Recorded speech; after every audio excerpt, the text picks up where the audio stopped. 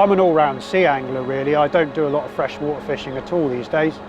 But one of the things I love about mullet fishing is it's so different from what I do. It is more akin to freshwater fishing than sea fishing really. You're using coarse fishing tactics, the same gear, but it has all the sort of watercraft elements from sea fishing in it. You're keeping an eye on tides and waves, sea conditions, weather conditions. There's a lot of that goes into it. So for people that are freshwater fishermen that want a fresh challenge, mullet fishing is it, totally. There's so much to learn there, but you still have all the skills from freshwater fishing to back it up. I think it's probably a harder thing for sea anglers to get used to than freshwater anglers. Generally, mullet are thought of, thick-lip mullet are thought of as a warm water sort of summer species really. You fishing on flat days and clear water, that sort of thing. Whereas here in the southwest in Cornwall, I only really fish for them hard through the winter, and most of the time I'm looking for stirred up conditions, coloured water, wind chop, that sort of thing. Things that make the mullet more susceptible to being caught. They're a very cagey species. They're quick to sniff out a trap. And another great thing about fishing for mullet in winter is that, down here they silver up and they look like, if you fish like a southern estuary or something like that, you quite often encounter mullet that are sort of bronze in colour with very pronounced gold specks, and those are beautiful. But these winter mullet are just like bars of silver. They're absolutely pristine, and they really are a sight to behold, and like a proper prize when you get one.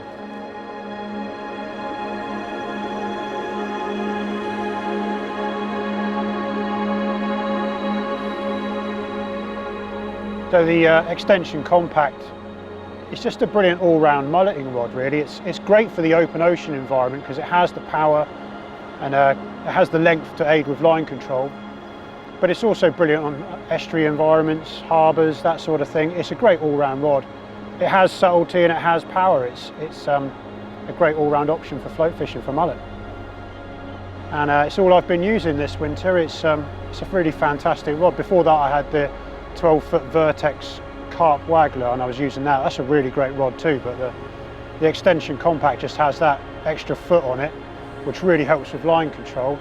And there's more power through the blank, and it's sort of the gradient of power through it is really good. It doesn't feel harsh at any point, and there's always a reserve of power there if you really need to put the heat on the fish. So it's perfect for the open coast mulleting sort of thing. Like, it'll hit and hold, it'll wear down a mullet over a good length of time. It's really good.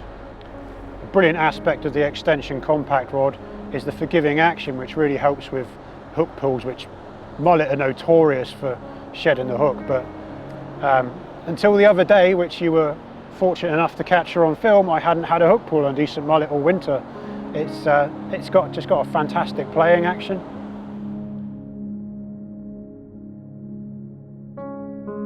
One of the things I really love about mullet fishing is the variety of locations it takes you to, from open coast to rocky shorelines, open estuaries, small creeks, harbours. There's an endless mix of environments to go and target mullet in.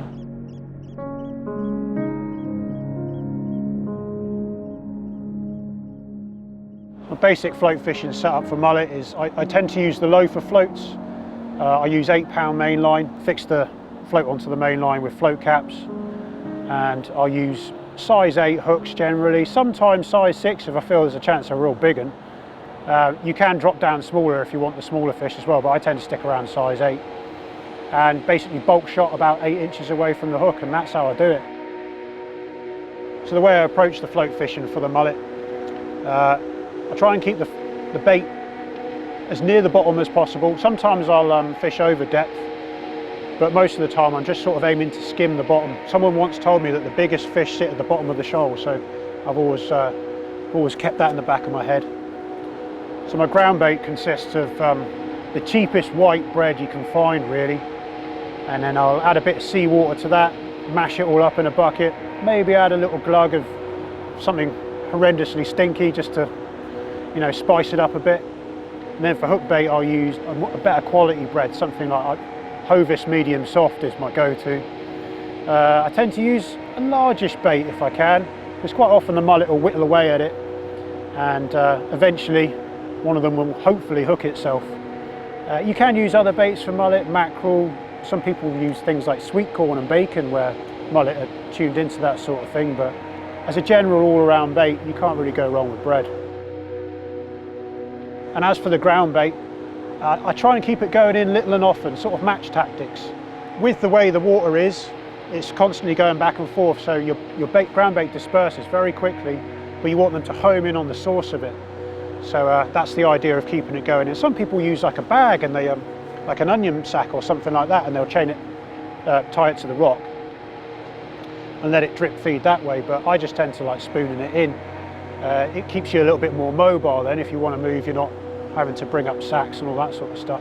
And what I like to do is I'll throw quite a lot of ground bait on the rocks and the weed in front and hope that it sticks to it. So when the mullet is homing in on that trail, that's where they're going to end up, and that's where my bait is.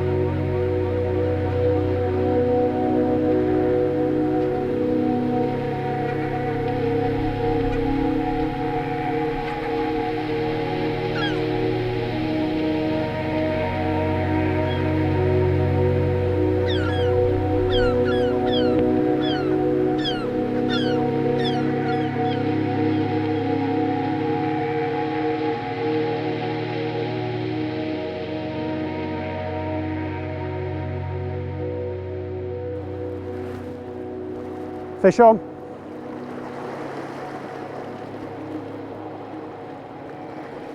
I think most people who are fans of mullet would say they're a true sport fish.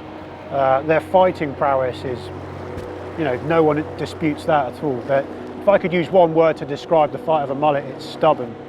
They don't give up, right to the net. Occasionally you'll get one that doesn't fight, but they are by far the minority. They'll go off on long runs. They'll sulk on the bottom and won't get their heads up. They'll do all sorts of things. They'll even jump. They're just fantastic fighting fish.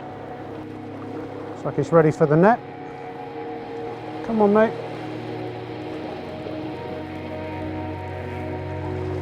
Gotcha.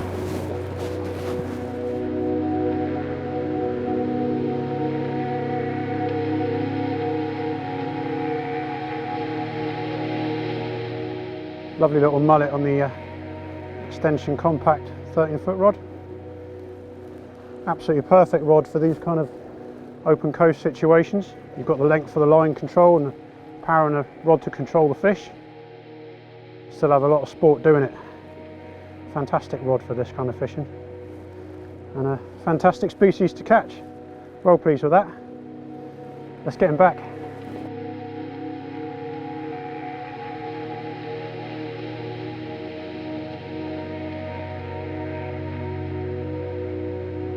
One of the greatest things about fishing for thick-lipped mullet for me is what a mysterious species they are. Their nickname is the grey ghost, and they didn't get it for nothing. They're a truly enigmatic fish. You'll be fishing away and you won't see a fish for hours, then all of a sudden one or two will show up and you're like, where did they come from? I didn't see any evidence of them just now. And it is like that. They're a very long-lived species. They're one of the least sustainable fish going, really, and unfortunately they are in decline. It's becoming pretty evident. What people don't realise is thick-lipped mullet don't breed until they're 10 years old, and after that they don't breed every year. It could be once every other year, once every 3 years. And a 4 or 5 pound fish could be decades old. They are really vulnerable to commercial exploitation, and unfortunately they do need some protection from that. I think it's becoming apparent. I've been lucky enough to have a few good fish this winter, up to 5'10" on the extension compact, and I'll tell you the story of that fish. The morning before, I'd been out and had a total blank. I had a bite, not seen a fish, and the conditions were really good. I was a bit like, it sort of messes with your head a little bit when that happens. But my mate Roy wanted to go the next morning, so I thought, well, every tide is different, we'll give it a go. So we've gone down there. At first I was a little bit like, is there going to be any fish? Is there not going to be? And then one mullet followed my bread up from the bottom. Like all the grey mullets have some sort of following instinct. Thick lips is probably the least of them, but yeah, one followed up my bread, and I thought, the fish are here, that's one thing to relax about. And we fished on for a little bit, and then I had a bite. and this fish came up to the surface and flanked instantly. I thought, oh, that's a nice fish, it's about £4. And it just went rocketing off into the main channel. And it was out there plodding along, and I couldn't do a thing with it. And I was thinking, this fish is really going, like this is fighting a lot heavier than I thought it was. But then every now and again you do get a mullet that punches above its weight. And it started to come in a bit, it would run out again, it'd come back in, and it was keeping its head down on the bottom, fighting really heavy. Then it started to come up a bit, and it flashed under the surface, and I was like, oh, that's a lot better than I thought it was. And so I played it a little bit more carefully from then on. And I eventually started to get it near the net. Roy was there with the net, and we could see there was another fish following it, like another fish about £3.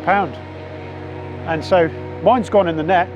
Roy's flicked his feeder out straight away, and I've gone to bring my fish up the higher ground, turn around, and Roy's straight into the other one. So yeah, that was an amazing memory. We got a double catch photo.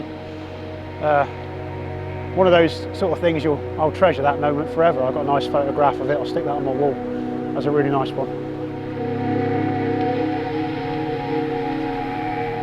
I think every angler that fancies a challenge owes it to himself to give them a try, because they are a fantastic sport fish.